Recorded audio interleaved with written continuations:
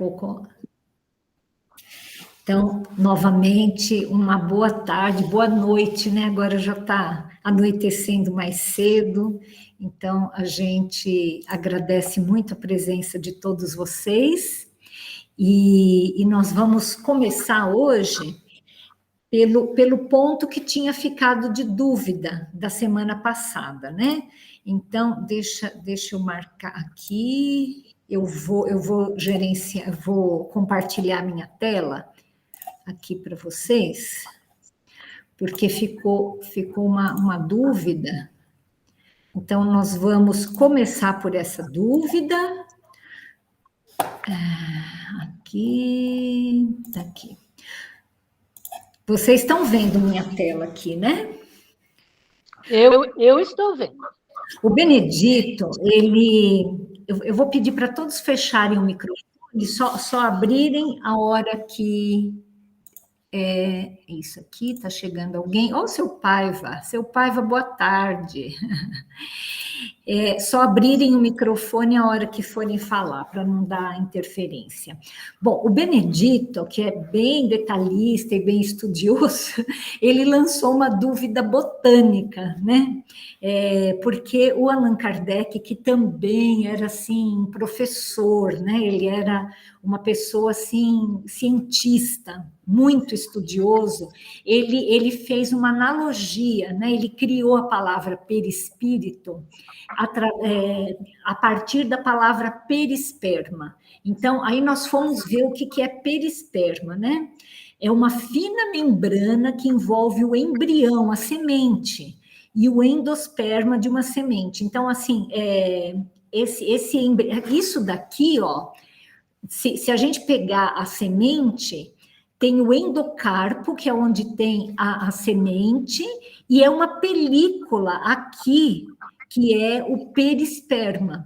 Então, veja, o que eu falei? Eu mostrei essa figura aqui, porque essa figurinha aqui, olha, todos os centros espíritas que trabalham com educação infantil, eles usam essa figura para explicar para as crianças o que é perispírito, né? Então, a gente compara o perispírito assim, olha, o espírito seria aqui o caroço do abacate, o que envolve o caroço do abacate seria o perispírito, e a casca do abacate seria o corpo. Assim que nós, educadores espíritas, explicamos para as crianças, né, de 8, 9 anos, porque, na verdade, assim, elas não sabem botânica ainda, né? Mas, do ponto de vista botânico, o Benedito tem razão, essa parte do abacate aqui não é o perisperma do abacate, é o mesocarpo. Então, só isso daqui só apareceu, assim, como uma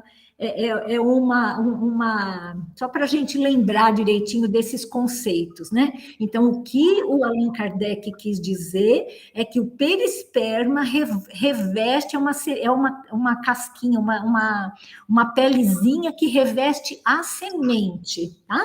E que ele compara, então, com o revestimento do espírito. Então, aqui, e outra coisa que ficou para a gente conversar foi o conceito de morte encefálica, porque nós estávamos falando de alma, né? Então, como é que fica a alma enquanto o espírito está lá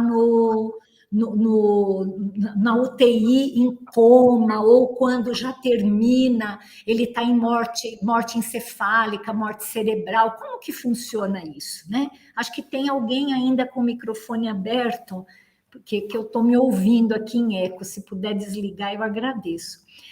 Aí, assim, olha, a morte cerebral ou morte encefálica é a perda definitiva e irreversível das funções cerebrais. O termo morte encefálica aplica-se à condição final, irreversível, definitiva de cessação das atividades do tronco cerebral. O tronco cerebral, aqui ele explica o que é, mas é um termo muito técnico, mas o tronco cerebral é a parte mais antiga do ponto de vista daquilo, assim, o tronco cerebral tem até em espécies, não é só no ser humano, né? O tronco cerebral é a parte mais nobre que tem do encéfalo, que é o que controla batimento cardíaco, que controla ritmo respiratório, e que fica aqui atrás, né? Por isso fica na base do crânio. Por isso que é tão grave a lesão dessa parte. Às vezes, assim, em acidentes e tal, a pessoa perde bastante cérebro, bastante encéfalo e recupera, né? Às vezes fica com alguma pequena sequela, mas se ela bate aqui atrás, né? Às vezes ela tem morte instantânea. Por quê? Porque pega o tronco cerebral. O tronco cerebral é o que controla batimentos, o que controla a temperatura, toda essa parte que a gente não pensa, ela é controlada pelo tronco cerebral. Então, quando existe um dano nessa parte, é irreversível para o funcionamento do corpo, né? E aí fala assim, olha, a desencarnação acontece quando os laços perispirituais, até então mantidos enraizados, molécula a molécula, no corpo físico, se desfazem, concedendo liberdade ao espírito, que passa a viver em outra dimensão da vida. Então, olha que interessante que a ligação da alma, né? A ligação do perispírito, né? Que é a alma encarnada, né? Quando o perispírito está ligado ao corpo, ele se liga molécula a molécula. Então, assim, vocês imaginam que todas as células do nosso corpo material, elas estão ligadas às nossas células do perispírito. O nosso corpo perispiritual, ele é um corpo. A gente não sabe exatamente, nem esse corpo de carne aqui, a ciência ainda não conseguiu descobrir tudo, como que funciona esse corpo, mas o Espiritismo nos conta que a ligação do espírito com a matéria, através do perispírito, é feita molécula a molécula, célula a célula. Então, aquela ideia que a gente passa para as crianças, né, porque é uma forma mais fácil, olha, tem o cordão de prata, que é isso que liga o espírito ao corpo físico. Ele existe, mas ele é um cordão fluídico que é o mais importante, porém, ele não é a única coisa. Então, o cordão fluídico, ele pode ainda estar ali e o espírito o corpo já tem morrido, né? E aquilo vai se desfazendo à medida que as horas, os dias ou as semanas passam. Então, o processo da desencarnação acontece libertando esse espírito molécula a molécula, né? Sendo que o corte, né, a desintegração do cordão de prata é a última coisa que acontece, né? Então, assim, o processo de desencarne nos ensina que a separação do espírito do corpo que lhe pertencia não é dolorosa, mas, assim, o processo em si. O que é doloroso é depois, né? Porque se o espírito toma consciência do seu estado e ele ainda é muito materializado, ele vai sofrer. Mas o processo em si da desencarnação, ele não é doloroso, sobretudo quando das mortes naturais, que decorre dos desgastes biológicos dos órgãos, como também não é uma separação brusca, tá? A falência dos órgãos e o desprendimento do perispírito que se segue definem o estado de transição ou de passagem de um plano para outro. Neste momento, o espírito encontra-se inconsciente, situação que pode perdurar por um maior ou menor espaço de tempo, de acordo com as condições pessoais de cada um. Então, veja, quando a pessoa está... Quando esse espírito está, deixa eu pôr aqui, está em morte cerebral, né, ou morte encefálica, que é o termo mais correto, né, essa morte, ela é irreversível. Por que o pessoal fala assim, vamos desligar a máquina, então, né? Porque existe um automatismo no corpo. Esse automatismo faz com que o coração, ele funcione independentemente do espírito do corpo ter vida física ou não. Do ponto de vista biológico, não é muito fácil a gente dizer até que ponto vai a vida, até que ponto começa a morte. É engraçado isso, né? Quando uma pessoa já está há dias, há semanas desencarnada, né, ou falecida, morta, é muito fácil, né, para qualquer um falar, esse aqui morreu, né, mas bem na horinha que a pessoa perde a vida, né, assim que o médico atesta o óbito, olha, 5 minutos atrás ela estava viva e agora não está mais, não é uma coisa muito fácil, tanto que quando as pessoas estão na UTI e estão em aparelhos, né? Estão tomando soro, o que acontece? As células desse corpo, elas estão sendo hidratadas, elas estão sendo alimentadas, o coração está batendo, mas às vezes o encéfalo, ele já não está mais funcionando. Então, assim, quando a gente atesta, né? Os médicos atestam que não existe mais vida em termos cerebrais, em termos do tronco encefálico, não adianta, é uma coisa irreversível, porque o corpo, por um tempo, ele funciona automaticamente. Se você pegar uma célula, né, um tecido, e for dando água, for dando eletrólitos, que são lá o sódio, o potássio, o cálcio, o coração ele continua batendo, né? Semanas, meses, anos, mas isso é de uma forma automática, não significa que o espírito esteja lá. Por quê? Porque se ele não tem mais ligação com o cérebro, que é o centro de ligação, ele não está mais ali, né? Então, tem só mais uma coisinha que eu vou colocar aqui. Eu vou até pular um pouco isso aqui depois, porque isso nós vamos voltar mais para frente. Olha, acho que era isso aqui. Deixa eu ver aqui. Não, acho que era isso aqui mesmo. Ó. Então, ele põe aqui, ó. A separação definitiva da alma e do corpo pode ocorrer antes da cessação completa da vida orgânica, ou seja, será que o corpo ele pode continuar vivo e o espírito já não estar mais lá? Resposta: na agonia, a alma algumas vezes já tem deixado o corpo. Nada mais há que a vida orgânica, que essa vida automática. O homem já não tem consciência de si mesmo. Entretanto, ainda lhe resta um sopro de vida orgânica. O corpo é a máquina que o coração põe em movimento.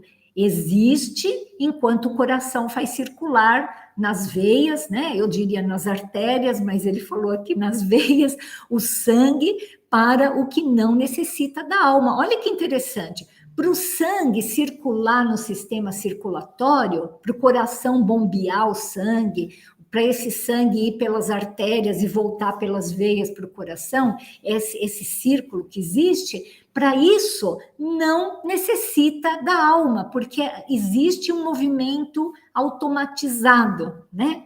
Portanto, a morte encefálica nada mais é do que uma experiência espiritual, em que gradativamente os liames são desligados e os benfeitores espirituais recolhem aquela entidade para o seu prosseguimento na vida após o túmulo.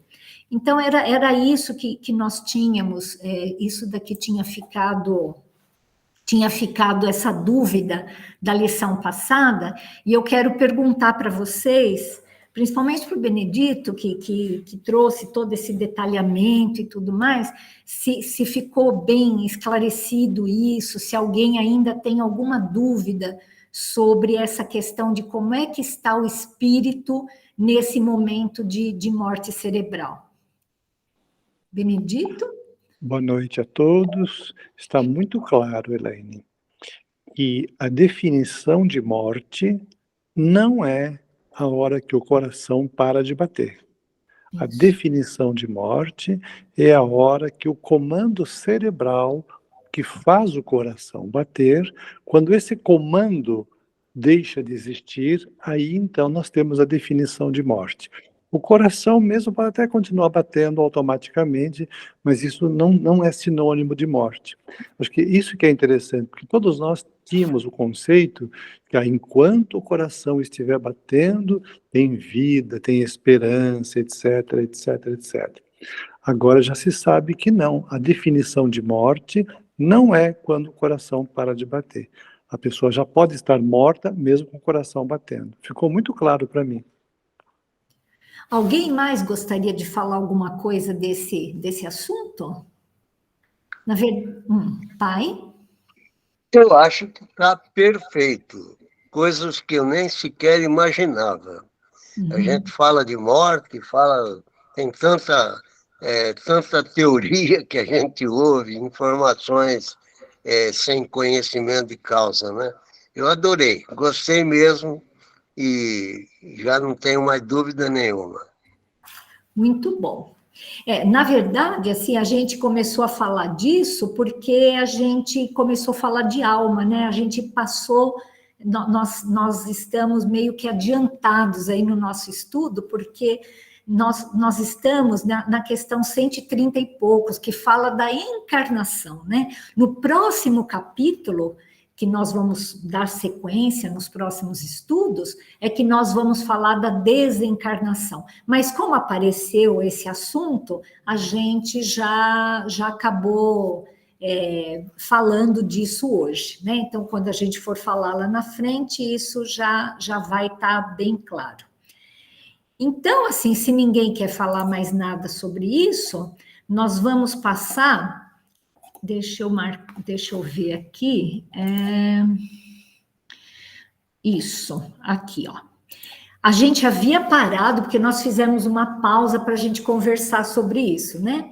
Nós estamos aqui na questão 142, na verdade. Assim, a questão 141, nós já lemos ela, né? Só para a gente relembrar se existe aí alguma coisa de verdadeiro na opinião dos que pretendem que a alma é exterior ao corpo e o circunvolve, né?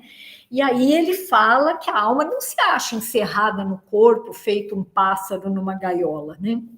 Que ela irradia, que ela se manifesta exteriormente como a luz através de um globo de vidro, ou como som em torno de uma caixa de som, né?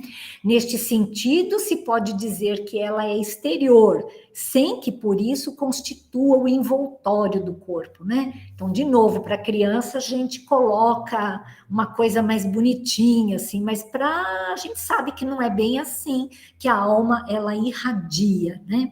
A alma tem dois invólucros, um sutil e leve, é o primeiro, ao qual chamamos perispírito. Outro grosseiro, material e pesado, que é o corpo. A alma é o centro de todos os envoltórios, como germe em um núcleo, já o temos dito. E a próxima questão, que é o que nós vamos começar hoje, é a questão 142, que pergunta assim: que dizeis dessa outra teoria, segundo a qual a alma, numa criança, se vai completando a cada período de vida? E aí nós vamos fazer uma pausa aqui para a gente pensar um pouquinho nesse assunto. Eu vou passar a palavra para minha mãe primeiro. Mãe, como que é isso, assim, a alma de uma criança, ela já é completa? Quando a criança nasce, será que ela já nasce com a alma toda formadinha? O que você acha? Lembrando, gente, que aqui é um estudo, isso não é uma sabatina, isso não assim, na verdade, eu passo a palavra para as pessoas, porque, assim, eu acho, assim, meio chato a gente ficar só eu falando aqui, né? Acho que quando a gente pensa, não tem problema nenhum falar o que a gente pensa, se isso está certo ou errado, porque olha só, a semana passada nós todos ficamos com uma dúvida que eu também não sabia muito bem como responder, e agora a gente sabe mais. Então, essas dúvidas, esses erros, entre aspas, porque não existe nada errado, né? Tudo que a gente pensa tem um motivo para a gente pensar aquilo. É muito precioso. Cada vez que a gente fala uma coisa e depois a gente vai ver que não é bem daquele jeito, que é de outro jeito, aí é que a gente aprende. Porque só ouvir, não vale a pena. Isso não é estudo, né? Assim, então, não tem problema algum a gente falar coisas diferentes que o Kardec fala. Não tem o menor problema, tá bom? Ninguém aqui está testando o conhecimento de ninguém, tá bom? Pode... Então, segundo a gente aprendeu, o espírito da criança não está ali pela metade ou está faltando alguma coisa, né? Ele está completo na criança.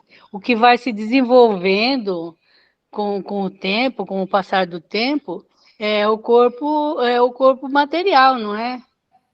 Eu acho que é isso, não é isso? Mas o espírito ele já é inteiro na criança também. E, logicamente, a criança não tem toda a consciência, né, daquilo que ele está vivendo, ele não entende as coisas como um adulto, justamente porque o seu corpo material ainda está sendo formado, é isso? Uhum, uhum. O corpo material está sendo formado, o espírito da criança, ele já é um espírito inteiro e a alma é um espírito inteiro. Basicamente seria isso, né? Exatamente, isso mesmo. Então, alguém gostaria de falar alguma outra coisa? Alguém tem alguma ideia de como é a alma de um bebê recém-nascido? A alma de uma criança de 1 ano? José, como que é a alma do seu netinho que está com 4 meses?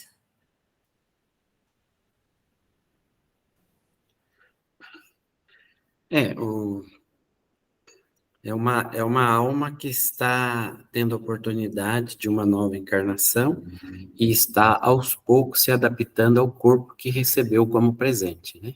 Nós sabemos que o perispírito, ele vai se acoplando ao corpo à medida que há a concepção e se completa o nascimento. E nesse período agora, igual está meu neto, até os 7 anos, assim, é um período da inocência, né? É um período que vai se adaptando a esse mundo. Depois dos 7 anos, ele já começa a ter uma consciência que vai se desenvolvendo, vai até a adolescência, para completar uma reencarnação, aonde ele vai seguir a sua vida com seus próprios passos, né? Não dependendo mais dos tutores, das pessoas que estão ao seu redor, para direcioná-lo nesse presente que ele ganha numa encarnação. Exatamente, vocês dois estão cobertos de razão. Então, vamos ver aqui o que o Kardec fala, né?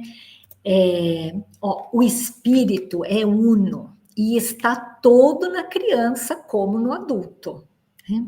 Aliás, o espírito pode ser muito mais velho do que o espírito dos pais, pode ser muito mais sábio do que o dos professores dessa criança, né? Porque o espírito, ele é o espírito, né? Assim, ele já veio de muitas encarnações, né? E ele está inteirinho presente na criança. Os órgãos ou instrumentos das manifestações da alma é que se desenvolvem e completam. Ainda aí tomam o efeito pela causa. Então, é exatamente isso, que a alma, que é o espírito com o perispírito, ela já está formada, né? Assim, o que precisa se completar, né? O órgão, é o corpo da criança, mas existem algumas particularidades aí que a gente vai comentar a partir de agora, né? Então, essa pessoa aqui, essa psicóloga, que é a Anete Guimarães, existem alguns vídeos dela muito interessantes, que ela fala das fases da reencarnação, né?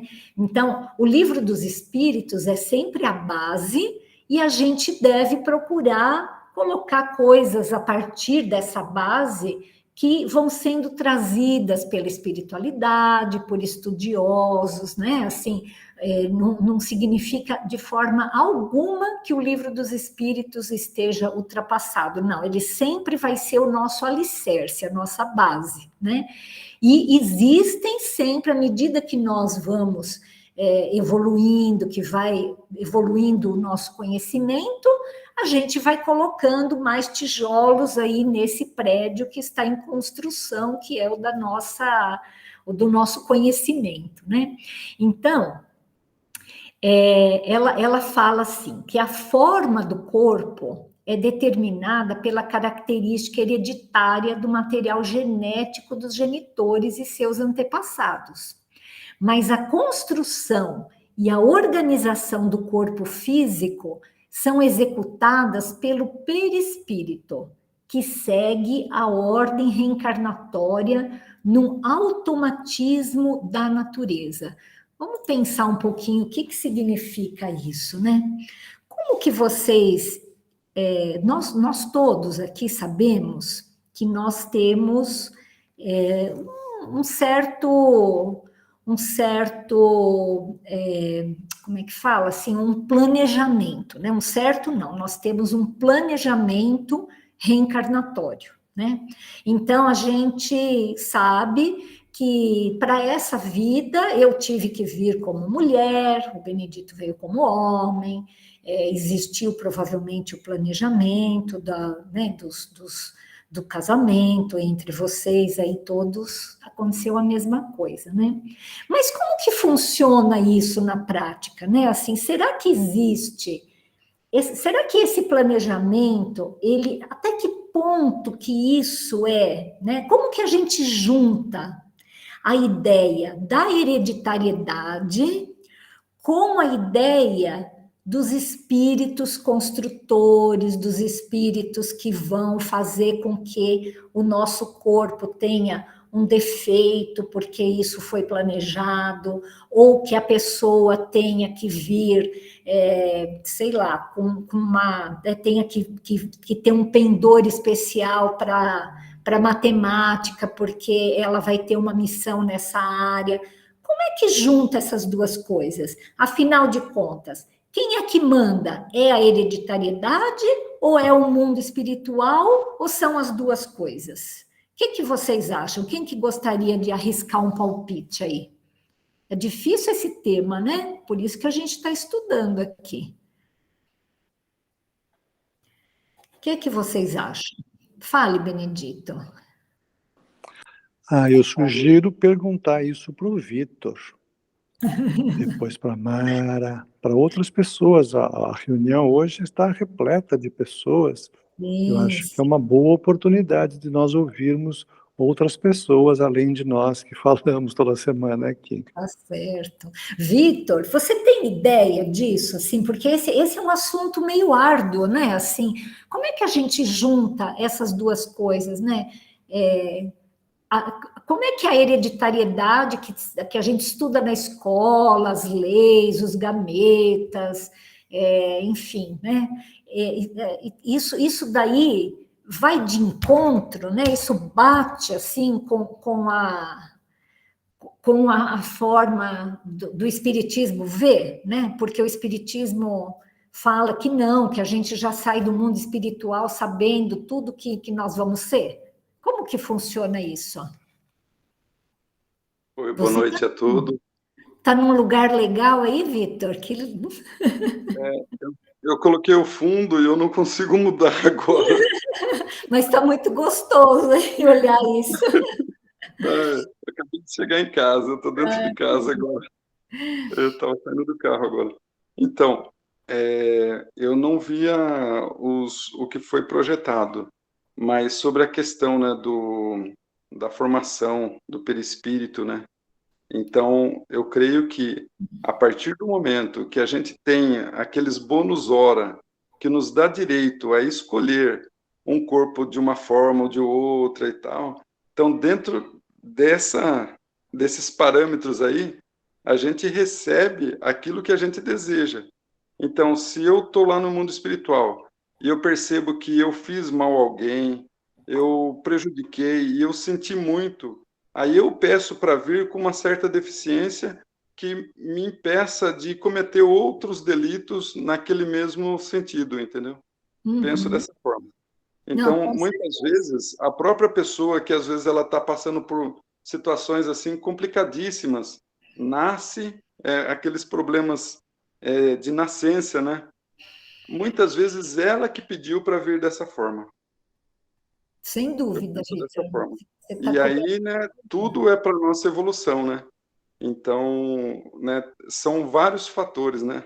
São várias coisas que vão alinhando e a gente, com o nosso livre-arbítrio, a gente vai descobrindo as possibilidades, a capacidade interna que a gente tem.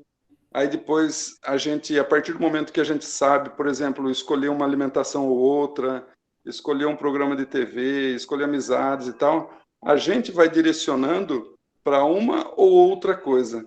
É como Uhum. um transferidor, né? Então, Sim. muitas vezes, o que a gente está fazendo hoje é de uma escolha que a gente fez bem lá atrás, nem sempre nessa mesma encarnação. É Uhum. isso que eu gostaria de colocar a respeito. Exatamente. Quer dizer, existe isso que o Vitor falou, está perfeito, está perfeito. A minha dúvida, sim, é, né, para a gente botar uma lente de aumento nisso, né? Isso que o Vitor falou tá correto.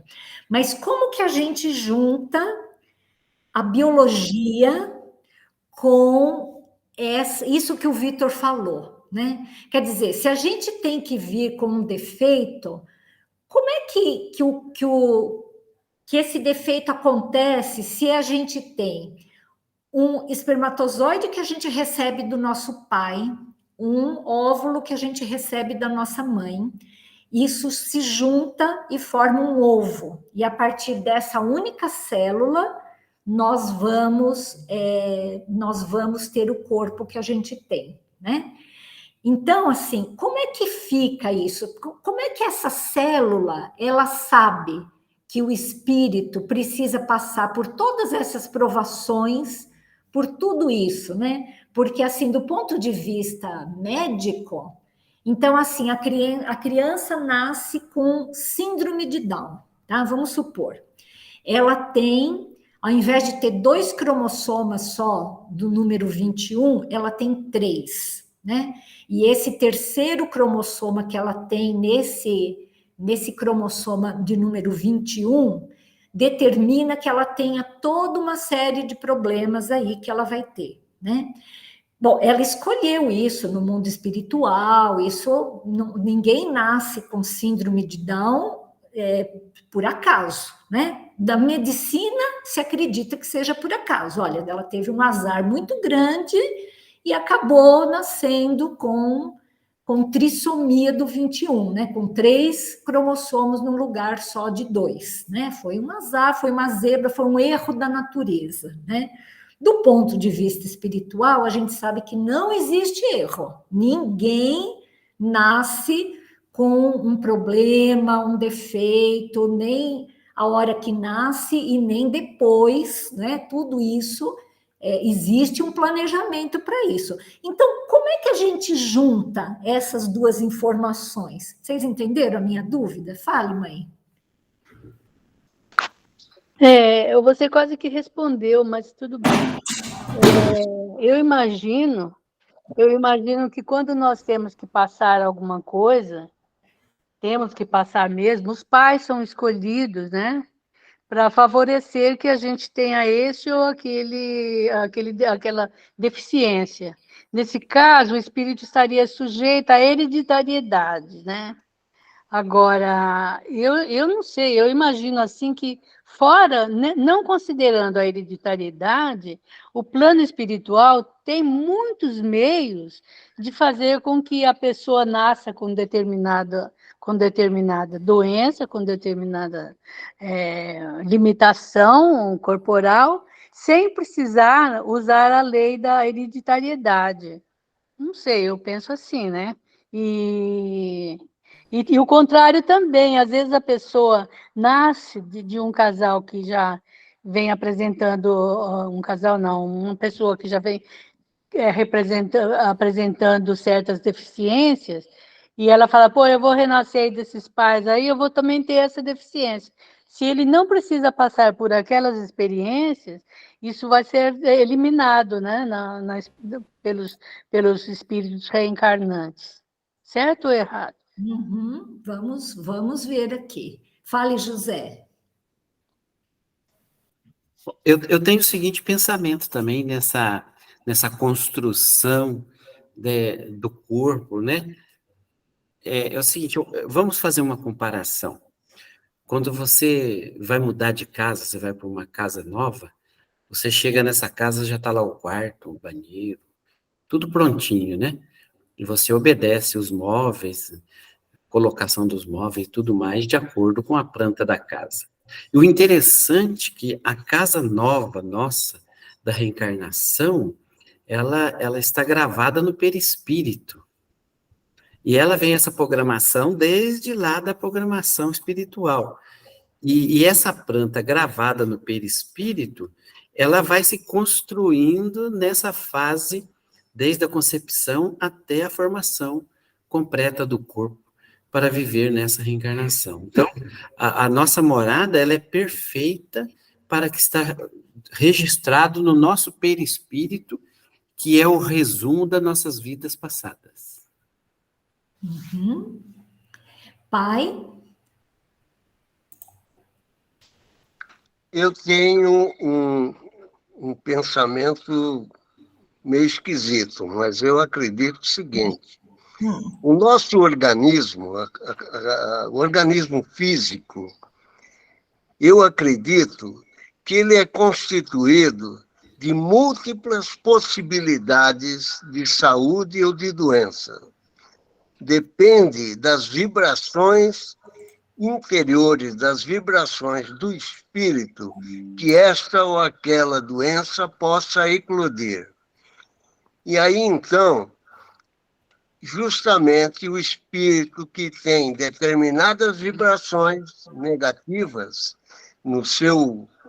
incorporado em si, ele possa nascer onde quer que ele nasça, e na conjugação das condições biológicas dos pais, e que ele facilite desenvolver aquele tipo de problema que ele precisa como lição para se desenvolver espiritualmente. Uhum. Quer dizer, eu acho uma coisa maravilhosa o organismo físico, que até hoje ninguém conseguiu descobrir como é tão perfeito. E essa perfeição, no meu entender, consiste inclusive nisso, que tem todas as possibilidades da gente adquirir essa ou aquela doença, a depender das vibrações do espírito. Isso. Alguém gostaria de falar mais alguma coisa sobre isso? Oi, Benedito, pode falar.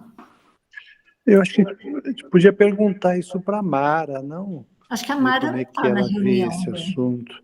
E eu também queria dar uma palavrinha depois. A Mara não está na reunião. Quem está na reunião é a Zezé, a Maria Cerne. Acho que você está confundindo. Ah, eu achei que fosse a Mara. Não, não é. É a Zezé. Não, tá bom. Então, Tá? então não é a Mara, é Eu a acho Zezé que que está o aí, Vitor né? está querendo falar também, E Vitor? a Zezé, como é que você vê essa questão, Zezé?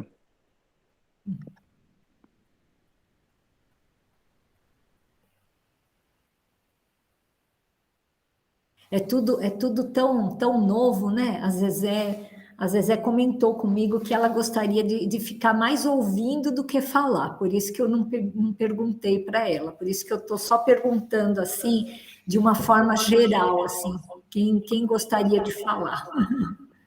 Ok. Então, eu só gostaria de dar uma imagem na sequência daquilo que o Orlando falou, né? O Orlando falou do papel das vibrações espirituais influenciando o nosso organismo, ou para a saúde, ou para a doença, para uma doença, ou para outra doença, para um defeito físico de nascença, etc., né? Mas como será que se dá isto, né? Esta relação da energia sobre a matéria, né? Então me veio uma imagem, agora que desde o começo da reunião de hoje eu estou procurando uma imagem que esclareça isso para mim, né? E pensei agora no seguinte, né?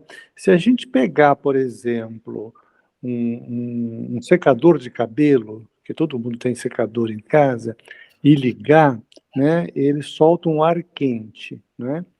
E se a gente colocar na frente desse secador um plástico, né, e colocar o calor, o vapor do secador em cima do plástico, o plástico vai se deformar, vai ficar mole e vai assumir um outro formato, não é? E depois que a gente desligar o secador, tira o calor, o plástico vai endurecer de um outro jeito, não é? Então, eu tenho a impressão que é disto que o Orlando estava falando, né? A influência das vibrações, né? As influências da energia do espírito sobre a matéria, não é? Então, o indivíduo pode estar ali com um corpo todo bonitinho, o espermatozoide perfeito, o óvulo perfeito, blá, blá, blá, blá, blá, mas ele chega com o secadorzinho de cabelo dele e entorta, por exemplo, a ponta do plástico lá, daí aí ficou torto. Quer dizer, então, eu vejo desta forma, assim, nessa linha do Orlando, né? Ou seja, não é que a biologia vai de encontro à vida espiritual. A biologia vai ao encontro da vida espiritual. Lembrando que de encontro, né? Essa nossa língua portuguesa, né? Assim, de encontro é quando briga, e ao encontro é quando acolhe, né? Então, olha, assim, acho que todos vocês falaram uma parte da verdade, né? E eu vou, de acordo com aquilo que eu li, que inclusive está no livro Obreiros da Vida Eterna, Missionários da Luz, que conta a reencarnação, fala de uma forma muito interessante isso, né? Nós vamos até chegar nesse ponto aí, né? A lei da hereditariedade, ela é sempre mantida, porque é uma lei biológica, e Deus não criou as leis biológicas para serem transgredidas. Então, sempre existe a lei da hereditariedade. Sempre vão ter cromossomas, né, os genes do pai e da mãe naquele óvulo, naquele ovo, desculpe, que vão determinar características daquele feto. Porém, existem milhões de possibilidades, porque existem milhões de espermatozoides, né? O óvulo, mesmo o óvulo, ele não é único, ele é único naquele momento, mas os espíritos, eles podem escolher qual óvulo que vai sair do ovário e qual espermatozoide que vai fecundar aquele óvulo.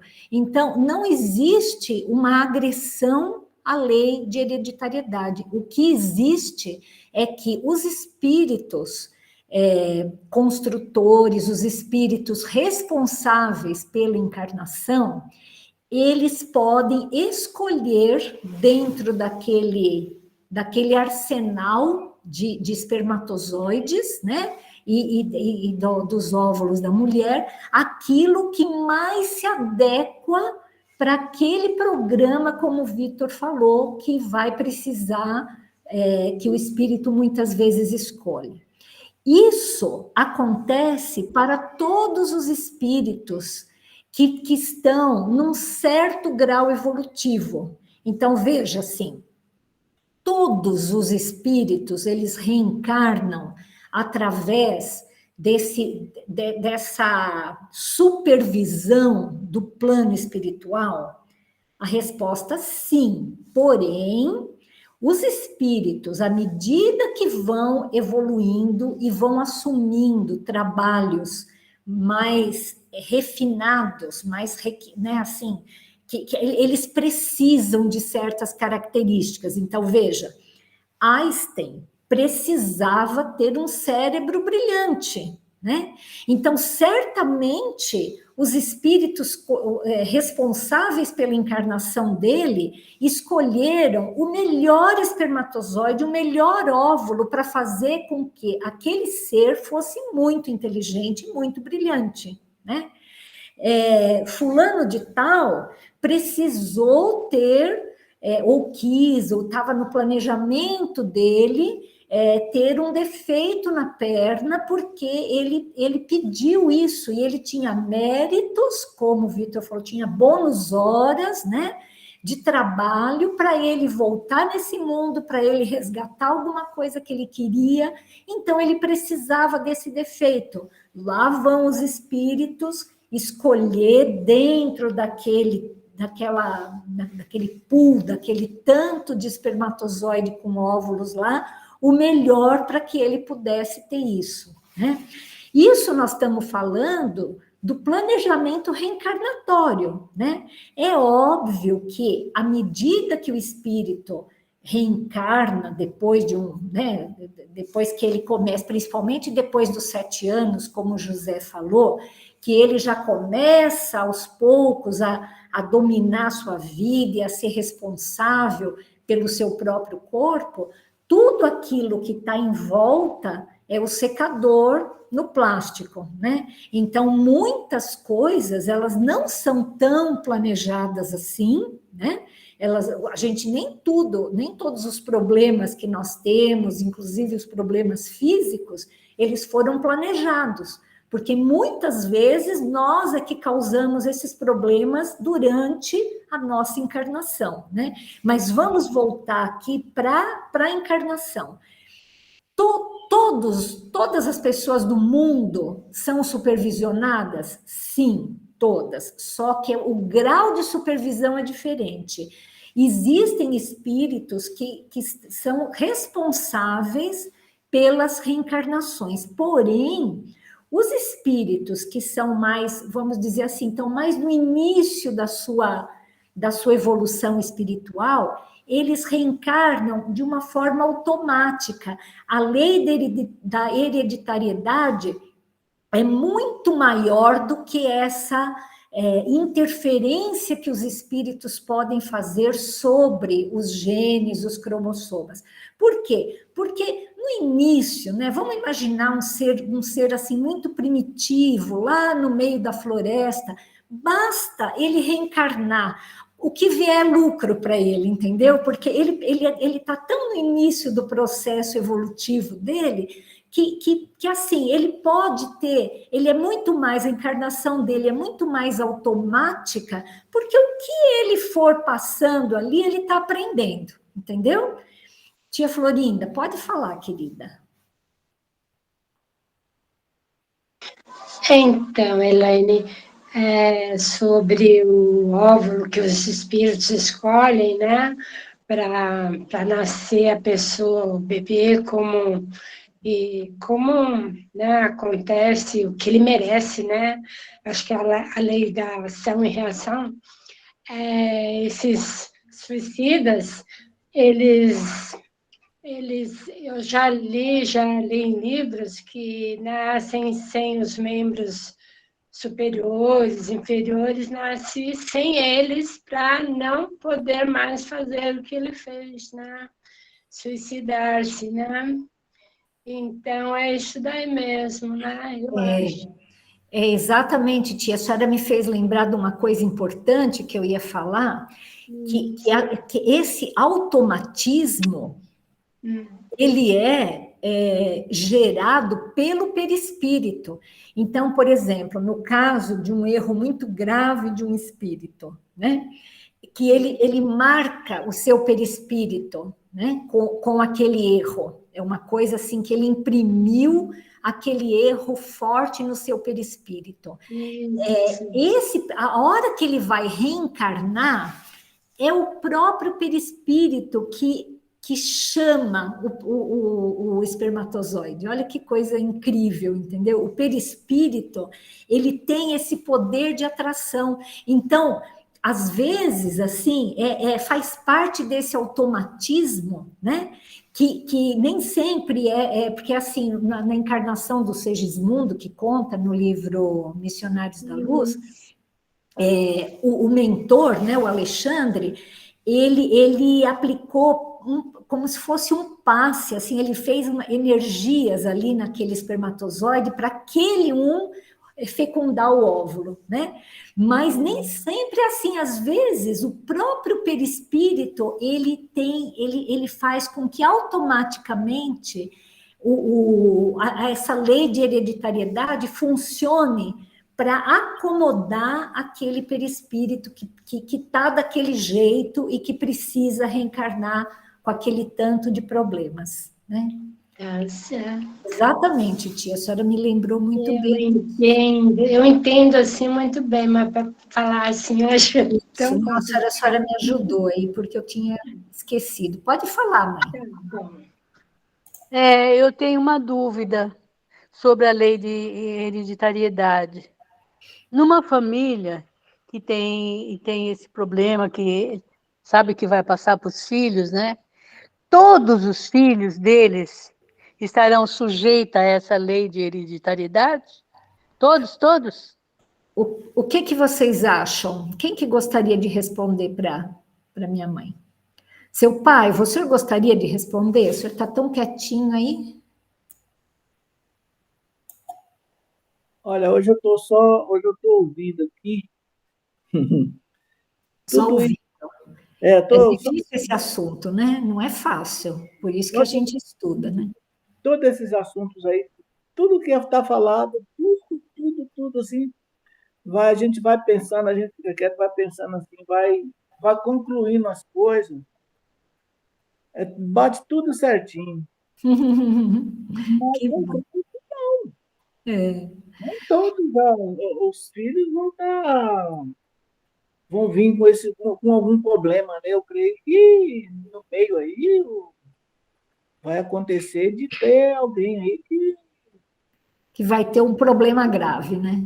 Vai vir sem problema, né? Vai vir normal. Sei. Não tem assim um modo ali que todo mundo tem que estar com esse gene aí, todo mundo vai ter que ter ele. Eu creio que não. Pai, pode falar. Olha, eu achei perfeita essa imagem que o Benedito levantou aí do plástico. E isso que a mãe está falando, uma família com vários filhos, e nem todos têm os mesmos problemas, no meu entender, justifica aquilo que eu falei, de que o espírito ele tem os problemas que ele tem devido ao seu modo de pensar, seu modo de vibrar.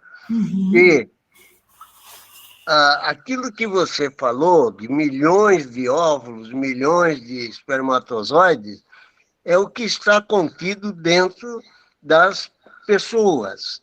E que a hereditariedade está justamente aí, quer dizer, cada um que nasce, ele tem seu próprio modo de ser, o espírito tem seu próprio modo de ser, e ele atrai eu diria quase que automaticamente, para ele, aquela necessidade de vir daquela forma. É lógico que, ao longo do tempo, o espírito que nasce com um problema, ele supera esses problemas ou não supera de acordo com a própria evolução do espírito. Se ele nasce com uma doença, ele pode lutar toda a vida dele, aí, toda a existência dele naquela encarnação para tentar resolver aquela doença. Uhum. Quer dizer, eu diria que é quase que uma forma automática, que o espírito provoca porque ele tem a sua necessidade psíquica ou física mesmo de passar aqueles problemas para evoluir. Certo. Só vou fazer uma pequena correção aqui. A natureza foi mais econômica com as mulheres, né? A gente não tem milhões de óvulos, a gente tem centenas. E o homem fabrica milhões de espermatozoides ao longo da vida, né?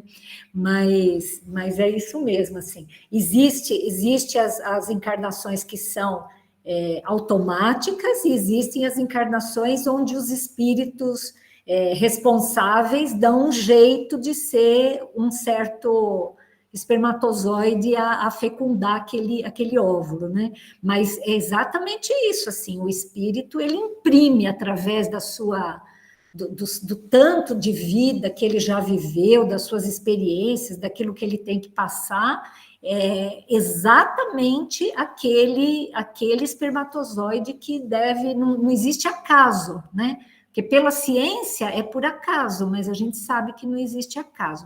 Eu vou passar para o Benedito e depois para o Vitor. Pode falar, Benedito. Eu vou comentar rapidamente com vocês uma situação de uma família que eu conheci quando eu era criança, até a minha adolescência, depois eu perdi o contato.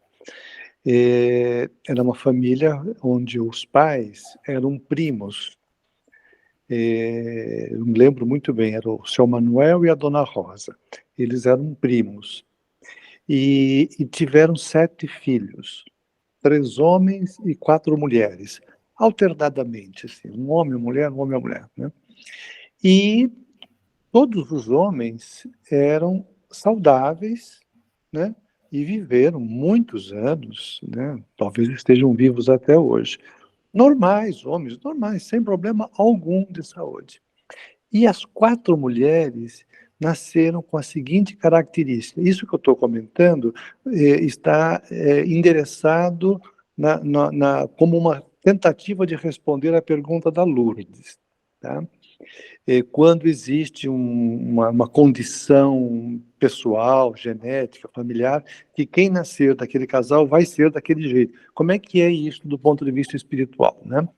As mulheres, todas nasceram normais, porém, na adolescência, com 14, 15 anos, elas começavam a ter um problema de amolecimento nos pés, e começava a arrastar os pés, e isso ia subindo pelas pernas, joelhos, e depois de alguns meses e anos, essas mulheres ficaram acamadas, né? E naturalmente que viveram menos tempo, né? Esse amolecimento subia para os quadris, e depois subia para a coluna, chegava nos ombros, e uma hora essas mulheres morreram. Todas elas passaram pelo mesmo percurso. Era muito interessante isso, né? E a gente via, porque eram vizinhas da nossa casa lá em Cesareolândia, então, e eram mulheres, assim, belíssimas do ponto de vista espiritual. A gente ia lá meio para xeretar, para dar uma olhada, né? E eram pessoas, elas ficavam muito felizes quando recebiam visitas, tratavam muito bem e tal. Pessoas, mas todas elas, sabe, seguiram o mesmo caminho, que nem uma fila, assim, uma atrás da outra. 1, 2, 3, 4. Todas passaram por esse percurso, né? Bom, isto para tentar responder a pergunta da Lourdes, né?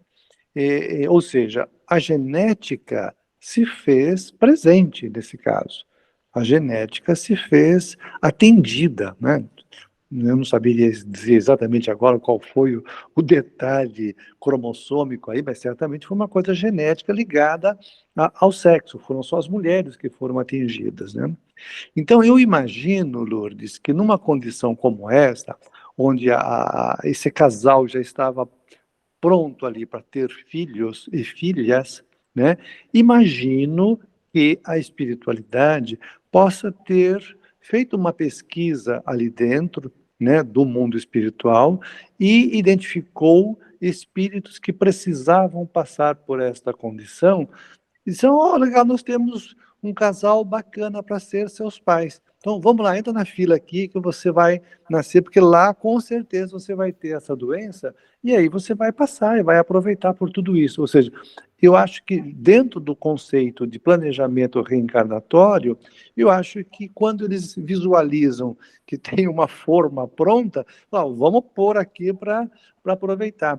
Então, eu acho que deve haver, né, uma pesquisa na espiritualidade para encontrar espíritos que se beneficiarão de uma determinada condição física. Uhum. Vitor? Gente, eu achei perfeita a colocação de todos, viu? De todos mesmo. De todos, Zé Roberto, Dona Florinda, Lourdes, Orlando, e do Benedito também. Essa do plástico realmente é marcante, viu? Porque tudo é moldado, né? E sobre a parte genética, eu acho interessante que eu vi muitas vezes falando que é o mais veloz, né, dos espermatozoides que chegam ao óvulo. Mas eu ouvi uma pessoa numa palestra falando que, na verdade, é o óvulo que atrai, dentre os milhões de espermatozoides, é o óvulo que atrai determinado espermatozoide para a fecundação. Então, é assim, ó, a partir do momento que a gente, né, como eu falei no início, a gente a gente recebe aquela informação genética e aí a gente vai, né, caminhando. E, de repente, como o GPS, às vezes a gente está indo para um caminho, só que erra o caminho, aí o que acontece? Há uma reprogramação, aí fala, vira a próxima à direita, aí você tem que dar uma volta e tal. Então, às vezes, durante a nossa caminhada, a gente passa por um caminho que a gente não deveria estar passando, né? Às vezes a gente conhece alguém que não estava na nossa trajetória, às vezes acontecem coisas que mudam a nossa primeira previsão. Mas o que acontece? Há uma reprogramação, né? Então, eu penso, assimilando com essa ideia do GPS, fica mais fácil da gente entender. E tinha uma outra coisa também, só que tem o horário. Nossa, está estourado. Não, pode falar, Vitor, pode falar. A gente está acabando aqui, mas dá... Sim. Então, uma vez, o Raul Teixeira, numa palestra dele, ele falou que aquele circo que pegou fogo lá em Niterói, ele fez de tudo para estar lá. Então, era como que uma atração irresistível. Então, depois ele recebeu, né, através da mediunidade, a informação de que ele estava também lá atrás, junto com aqueles que puseram fogo em Roma, alguma coisa nesse sentido. Então, ele deveria estar naquele circo que pegou fogo. E, diante de tudo que ele fez pela mediunidade, escreveu livros, né? Dentre eles, um que eu acho muito legal, que é o Diretrizes, né? Que ele escreveu junto com o Divaldo, né? Através da mediunidade de Joana de Ângeles. Então, através das boas ações, então, ele teve outras opções. Então, recentemente não, já faz um bom tempo que ele teve um problema de saúde, né, durante um voo, e ele está se restabelecendo, né? Então, ele já via ele numa palestra, passando uma mensagem com muita dificuldade, mas ele do lado do Divaldo, passando uma mensagem. Então, quer dizer, tudo na vida dá para a gente tipo, mudar a nossa rota. Então, dá para a gente, a partir de agora. Então, nosso destino é a angelitude, né? Então, por pior que a gente tenha feito, por pior que a gente tenha os lugares onde a gente tenha frequentado, os pensamentos, mas se a gente desejar, a gente pode, sim, seguir a caminho da luz. Muito bom, muito bom. Obrigada, Vitor. Só quero agradecer ao Benedito o esclarecimento. Foi muito claro, Benedito, viu? Muito grata. Muito bem. Tia Florinda, vamos passar a palavra, depois a gente já vai encerrando. Pode falar. A senhora quer falar alguma coisa, tia? A senhora levantou a mão? Eu esqueci de ligar o microfone. Então, eu acho que é assim, a oração faz muito efeito também nesses pontos, a pessoa ser bondosa, tipo assim, ganhar o bônus hora, né, na espiritualidade. Então, a pessoa merecendo Deus está sempre ali ajudando. Na prece a gente pede, ele atende. E quanto mais a gente ora, melhor, porque, né, os espíritos que estão assim, os espíritos que não são bons, eles não estão perto da gente, eles vão embora e só ficam os bons. E os bons ajudam, né? Isso mesmo. Se fosse assim, né, 20 vezes que eu operei do intestino, já pensou? 20 vezes eu teria morrido. Mas e a oração que a gente fez, né? Deus escutou. Com certeza. Antes de encerrar, eu só queria passar a palavra para a Eunice. Eu não sei se você quer falar, Eunice, você ficou quietinha aí, você gostaria de falar alguma coisa? Ficou muito bem esclarecido, ótimo, hoje muito esclarecedor. Aprendi bastante, estou feliz de estar aqui, de poder estar ouvindo vocês, e foi muito bom, muito esclarecedor. Muito obrigada. Isso, eu só queria encerrar assim, essa coisa para não ficar dúvida nenhuma, né? Nós separamos sempre a ciência da religião porque nós somos seres muito pequenos ainda, né? Não existe essa separação. As leis da biologia, elas, como as leis da física, as leis da matemática, as leis de todas as ciências, elas são leis divinas. Então, Deus não ia criar uma coisa para os homens encarnados e outra coisa para a religião, para o espírito. Não é assim que funciona.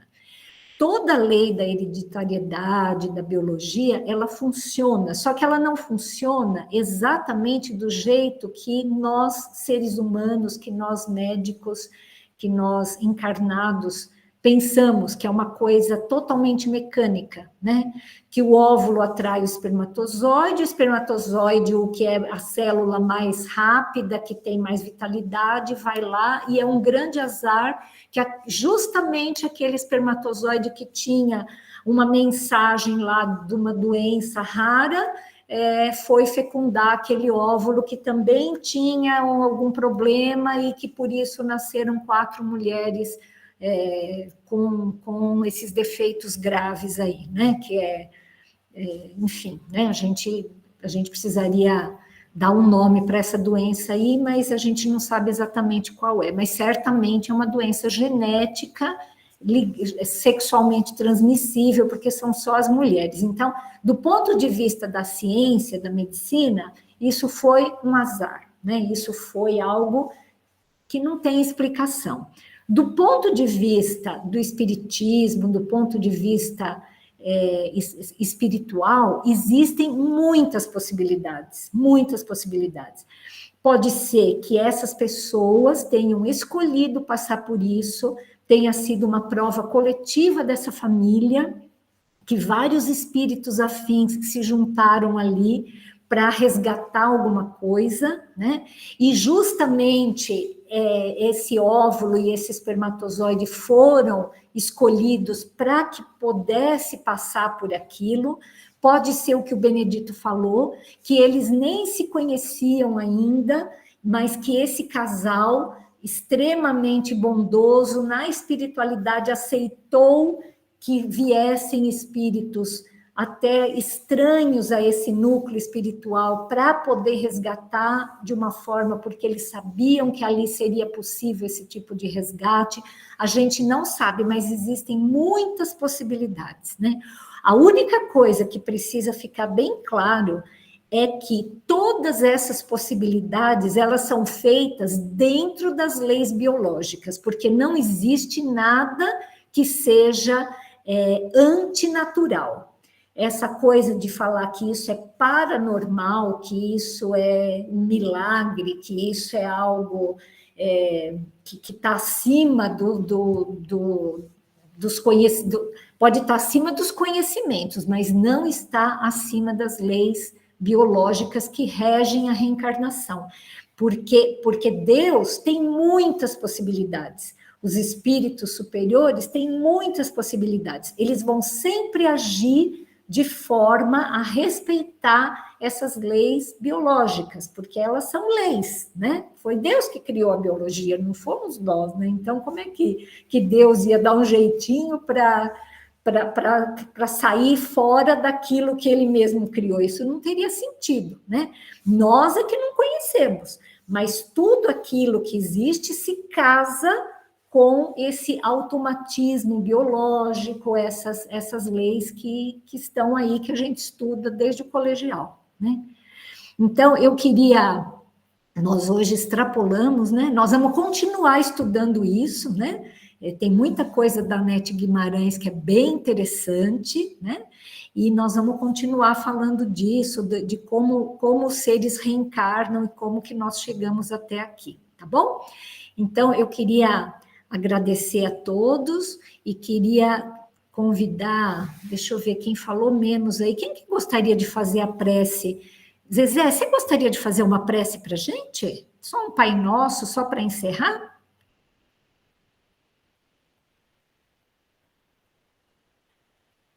Você pode abrir o seu microfone? Não sei se, acho que a Zezé não está querendo falar hoje, né? Não tem problema nenhum, viu, Zezé? Eu vou pedir, eu mesma vou fazer, então, a prece aqui, hoje, tá bom? Então, eu quero agradecer muito a presença de vocês, quero agradecer a presença dos espíritos superiores que tanto nos ajudam, que tanto nos intuem, e que é uma maravilha tão grande a gente poder estudar, é uma maravilha tão grande a gente poder entender essas leis de amor, essas leis de um conhecimento tão imenso que a gente não consegue nem chegar perto do entendimento. E que por trás disso tudo está esse Pai tão maravilhoso, tão bom, tão perfeito, que nos deu a vida, nos deu a inteligência, nos deu os recursos para que nós próprios crescêssemos e descobríssemos cada vez mais esse grande amor que Ele nos dá.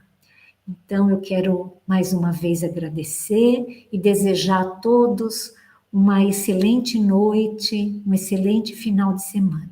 Muito obrigada. Até mais, boa noite a todos. Boa noite a todos.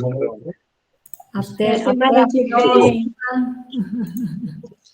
Boa noite a todos. Tchau, tchau. Até mais. Boa noite. Bom fim de semana. Boa noite. Tchau, tchau. Bom fim de semana. Bom final de semana.